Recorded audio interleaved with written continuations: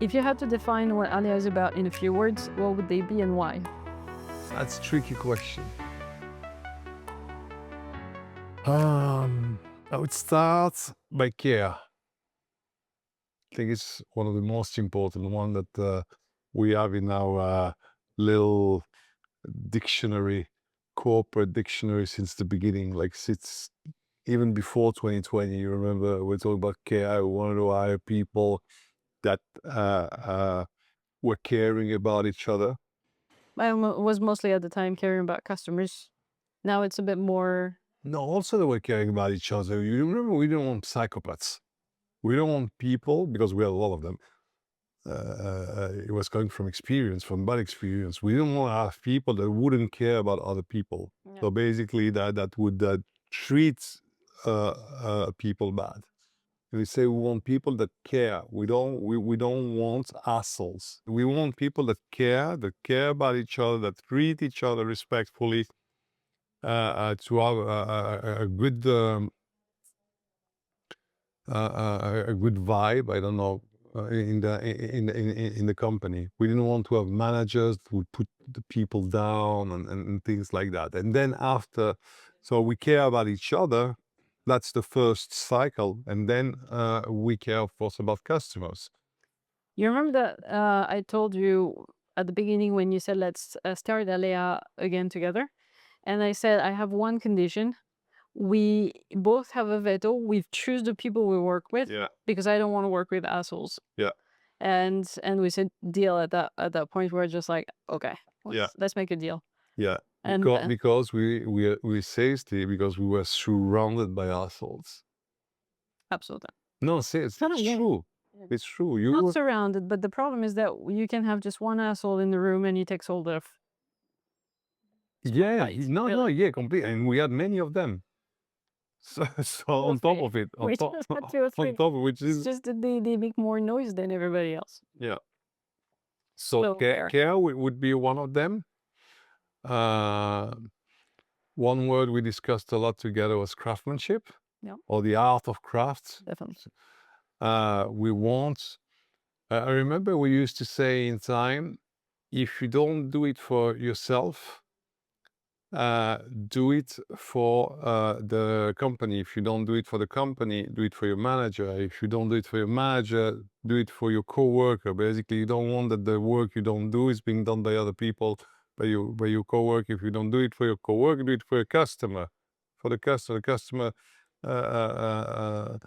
deserves that we serve them properly. And if you don't do it for none of this category, none of these people, do it for yourself, because you want that everything that you produce, everything that comes out of you is properly executed, is properly done. You know, it's like an expression of your essence.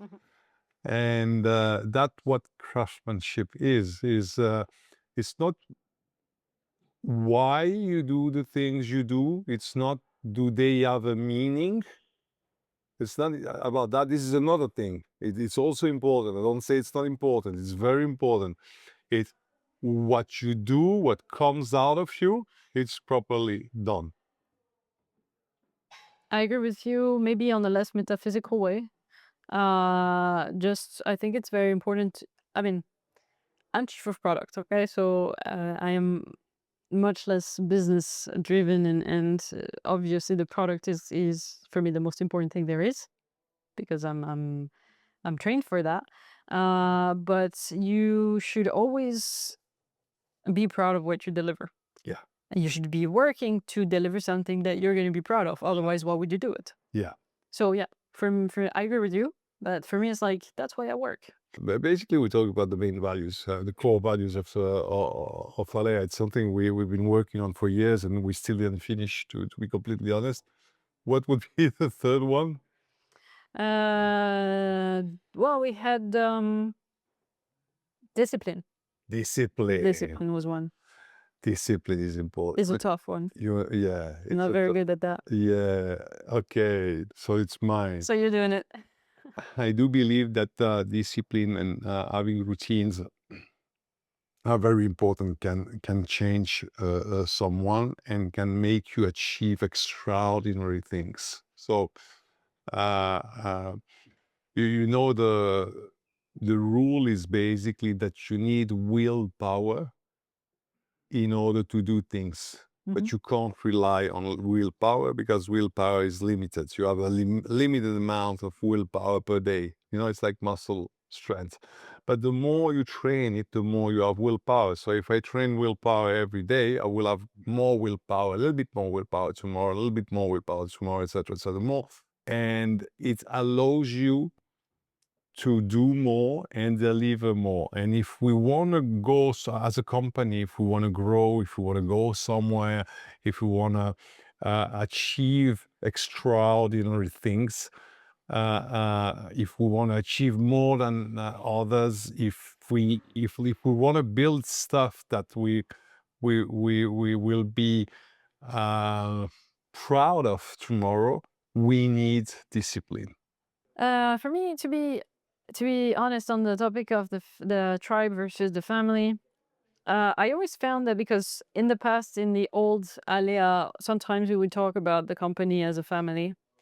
I find that this is a blunt lie, Yeah, and I agree. this is very misleading, because you're telling the employee, "Oh, we're a family," and if unfortunately the employee believes this, he's going to be very surprised when he gets fired, because I thought we were a family. True. I mean, what are you saying? True. We're not a family. We're not married to each other. We should care about each other. We should help and support each other. True. But if you don't deserve your place here for one reason or another, whether it be because you're not at the level or because you don't have the right mindset, which is another very important part, is that it's not just enough. It's not just about being performant, being good at your job. It's also having the right values. If we don't have the same values, maybe we shouldn't work together. Because maybe we don't appreciate each other. We don't want to be spending this journey together if we don't have the same values. And the tribe does that. The tribe represents this idea that we're not bound to each other. The company can ask you to leave, and you can leave the company, because it also works the other way around. I had this feeling 10 years ago. I remember I had a person in my team to which I was very attached, because I had spent time training. I think she had been there for maybe about 2 years, and it was really getting to the point where everything was flying perfectly. She was taking care of everything, and then she left the company, and I felt like it was a betrayal, because I was like, I invested so much on that single person that I was not ready to be abandoned. I was a young manager. You Uh, was what? a young manager. But this is the reality. We're not married to each other, neither in one way nor the other. Yeah. And the tribe represents this. How does Alea stay authentic to its stated values of promoting employee well-being and health? And how do you ensure it isn't just empty PR talk?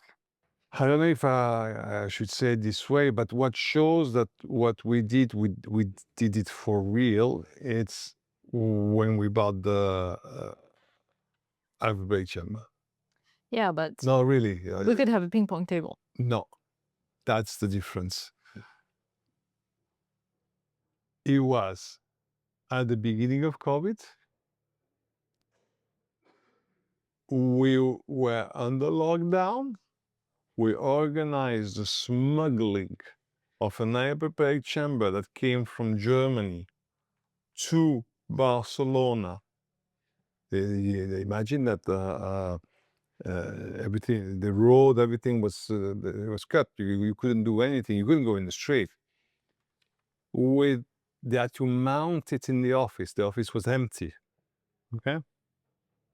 In order to be able to bring employees into that chamber and save their lives if they had COVID, and we paid back in time, and we were not in the same position where we are today. Because each time I talk about it, I notice that I say, oh, it was 150K, it's nothing.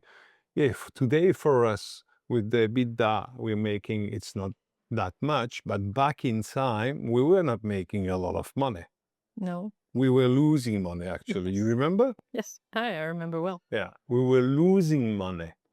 We were not making money. And we bought a 150K device to save lives of the employees if they had COVID, because it was the only technology available on the market.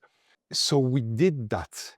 That shows I think to ourselves and maybe other people if they need to know or to be reinsured. That's what we've done at that point. We've done it for real. But it also, it did change us. We decided from COVID, because of a very tragic, dramatic event. Barcelona was under a strong curfew for a year. People were literally dying around us. We decided from that specific event that there was something that we needed to bring to our employees' health. So health control through, we first delivered Oura ring to everyone, and even in the industry, then the Whoop, and we're continuing working on more things. I mean, the gym after, the cold plunge, the sauna. We have now in the other office, Hamam a hamam. that I haven't tested yet. Me neither. And God knows what's coming next. But yes, what's the number one thing you can bring to yourself, what you would bring to your parents? And actually, I said that I didn't think about it.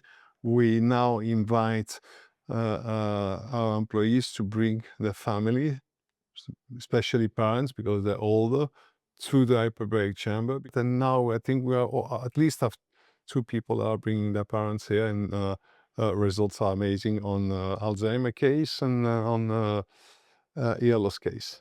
I would say, well, it's indeed tricky to answer the point of how do you ensure that actually how to ensure that I think it's an actual valid question in the sense that we recruit managers and we need to make sure that the managers are aligned with the fact that this is not a normal company and that they need to Bow in get on front of a board. goddess. Exactly. So first they have to come every morning, bow in front of the goddess and make a prayer. No, but just not just that, but also that this is how we do things. That among other things, the fact that the company is vegetarian and this is not a negotiation. This is our value and we stand by it. Yes. But the way we treat employees, the fact that we're going to be on a retreat, that all employees are going to join. Are you sure you want to include those employees because they're only interns? Yes, we're also including the interns because this is part of what we are. Yes. And we have to make sure, it's funny that the term ensure was in the question, is that we actually have to ensure that the rest of management's on board because we're a little bit different. True. Actually, if there's one thing I'm grateful for in the gambling industry, is that what I was talking about earlier about the fact that it's more forgiving than other industries. And I have the feeling that being a small company, because we're less than 100 people, we have financial capabilities that in the real world would only be available to big corporations. True. And the thing is that we don't have the mindset of a big corporation. We still have this candid mindset of like, when I will grow up and I will have my company, I will have a big garden and I will do, and you're dreaming about stuff. True. And without having to actually grow up in a corporation, be money driven, KPIs and all that thing, we get to the point where we can actually build the dream. So I feel like we never had to transmute ourselves into the corporate world. You're so right. We're like kids that got rich selling lemonade. I didn't want to say it like that, but yeah. No, that's that. We kids, and we got successful with our little lemonade business. And now we're just, And we're still kids, and we're still selling lemonade. Maybe cookies also, but yeah, that's exactly who we are. True, Charlotte. I think it's a good way to end this conversation.